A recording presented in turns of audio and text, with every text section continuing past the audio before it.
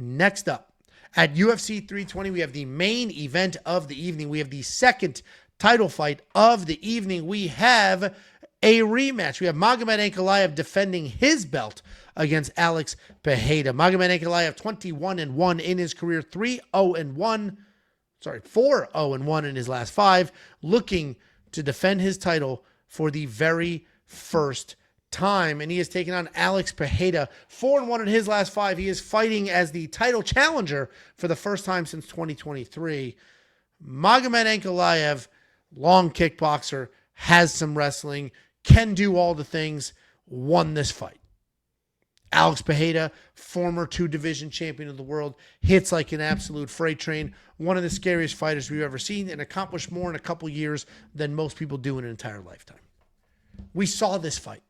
Not only did we already see this fight, it wasn't very close, and it wasn't very long ago. Nothing has changed between that fight and this fight. And I know you're going to get a bunch of comments, both live and after the fight. Alex was hurt last time. That's why he wasn't busy. Alex wasn't busy in that last fight. I fundamentally believe Alex lost the first fight because he didn't let his hands go, and he didn't let his hands go because he was worried about the wrestling. That's why his takedown defense was so good. The takedown defense was spectacular because he wasn't doing anything else. He was only worrying about the takedowns.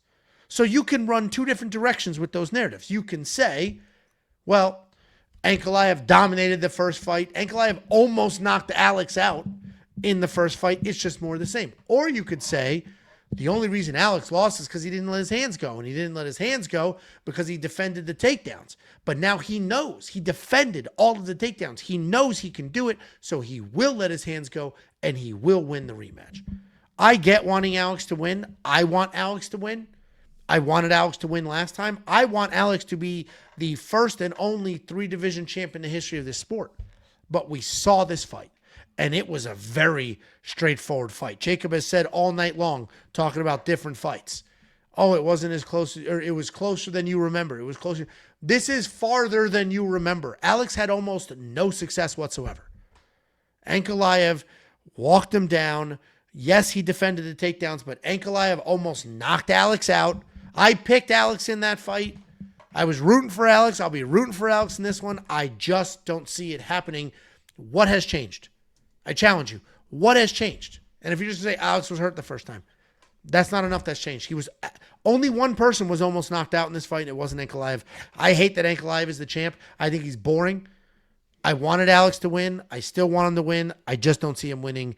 Ankalaev's the pick. Minus 260 is like the discount of a lifetime in a rematch from 6 months ago that wasn't controversial at all.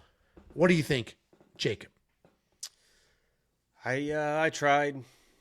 I tried to warn everybody before that last matchup. I've been a big Alex fan. Alex was a former lock of the week. I picked Alex in every single fight he had, except going into the Ankalaev fight. And I sat here in this very chair, and I told you guys, we went down the fucking record, and I said, this is a hollow record. This guy, Ankalaev, is different than the people that fucking Alex has been fighting. He's an actual striker. I don't even give a fuck about the wrestling. He's an actual fucking striker. And when you look at these people that Alex has been fighting, Izzy flatlined him. Izzy, even in that first fight, almost fucking flatlined him.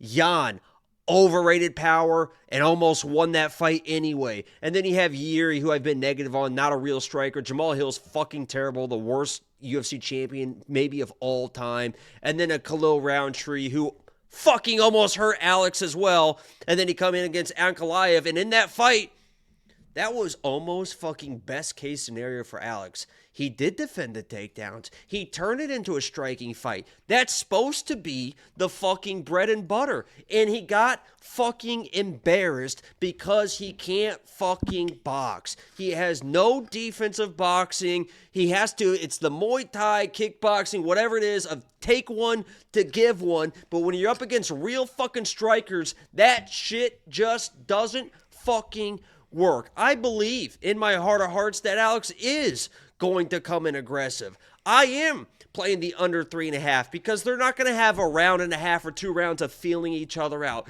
They know what to expect in this fight. I don't give a fuck if Ankalaev is going to get the takedowns or not. I think the pressure that Alex is going to bring in is going to force the knockout win out of Ankalaev. I'm going Ankalaev here. I'm going the under 3.5. Maybe as like a little bit of a hedge because I think Alex is going to come in aggressive. I don't know if he's a head case lately. He's talking about, do I shave my head? Do I not shave my head? What color shorts should I wear, guys? Like, I don't know what's going on with all that stuff. People talk about Nina. People talk about this. He's going to come in aggressive. He's different. He's locked in, all this stuff.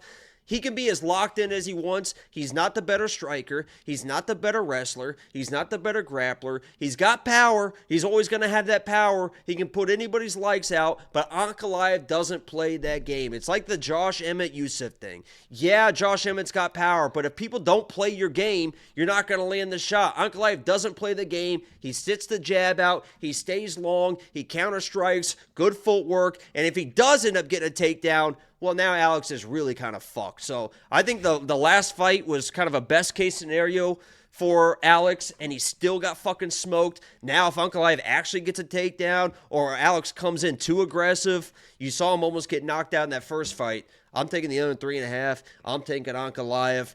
You know, I appreciate Alex and all the excitement he brought to the sport, but that's a hollow fucking record when you really look at it. Not really high-level strikers at that or complete fighters. Ankalaev's that dude. He showed it, and unfortunately, he's probably going to be around for a long time.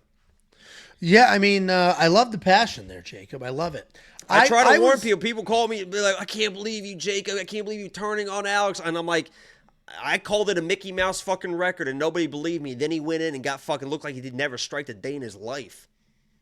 Yeah, I mean, I'm looking forward to this fight because I love fights. I will be rooting for Alex. Everything in me will be rooting for every punch he throws. I'll be rooting for him. But if I could play this all out, Alex would not have done this rematch. He kind of had to fight Ankalaev. It wasn't really an option. It was either it was the reason why he didn't want to fight him for a long time. I mean, correct. Fighters know. That's why I'm trying to tell you guys with the Josh Emmett. There's a reason why when Yusuf called him out, Josh Emmett wasn't like, "Oh fuck yeah, let's do it, bro." He was like, no, I don't want an unranked guy. Why not? Yeah. Yeah, I mean, Alex was avoiding this guy for a reason. And it's unfortunate because if I could have played this out, I would have avoided Ankalaev entirely and moved him up. But fine, he fought him, he lost. I would have moved him up to heavyweight, give him a winnable fight, and then shown him into a title fight. He's 38 years old. That's exactly what happened at middleweight.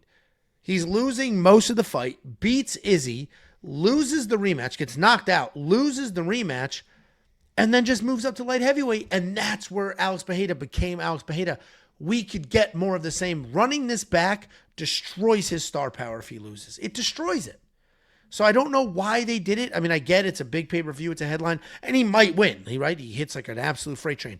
But I would have preferred if Alex moved up to, avoided the rematch, moved up to heavyweight, said, I'm still cutting too much weight. I'm still too big. That guy held me against the cage, was diving at my legs the whole time. Screw him. I'm going to fight the big boys. Get a win. And then we roll into 2026 on Paramount with Alex in a title fight. That's what I would have done. Gave you that advice for free, guys. I'm on the Magomed Ankalaev side. Jacob's on the Magomed Ankalaev side. I would have never loved more than to be wrong than in this fight. So let's see what happens. Hopefully I'm dead wrong. I have bets on Ankalaev, so you're a fucking douche. I would, as a fan of these fights, burn the bets and just let Alex become the champ again. Money over everything. Money over bitches. Money over everything. Right, guys? Type a 2 in the chat if it's money over everything. I don't know, man. Would you take money to never watch fights again? How much money? $1 million. Never watch a fight again. $1 million is not enough money. That's not a lot of money. No, I agree. But it's just to never watch fights again. It's not to quit your job. It's just to never watch fights again. Oh, I guess that means you quit this. Because how the fuck are you going to do this and not watch fights? Did you see, wild pivot here, that Riyadh stand-up comedy festival and all the hate it's getting? The what? Riyadh, Saudi Arabia there, they're doing a stand-up comedy festival. They got Dave Chappelle and Bill Burr, and they paid people crazy amounts of money to come do that show. But comedians like Shane Gillis are like, I'm not doing that show. Like they just killed a journalist like a week ago. Like I'm not going. I can't support what those people do. So the people that are getting paid, like the Chappelles and the Kevin Harts, are just being. Doesn't Dave have enough money? Doesn't fucking Kevin Hart have enough money already? Kevin's How not much getting. money do you really need? The two people getting absolutely shredded over it are Bill Burr, because Bill Burr he's not political, but he makes He tries to play like. Yeah, fuck you, fuck the whatever, fuck the billionaires. And then he just took a giant sum of money. And Dave Chappelle's getting it because Dave Chappelle famously left the Chappelle Show because he felt like a sellout. And then he's doing this.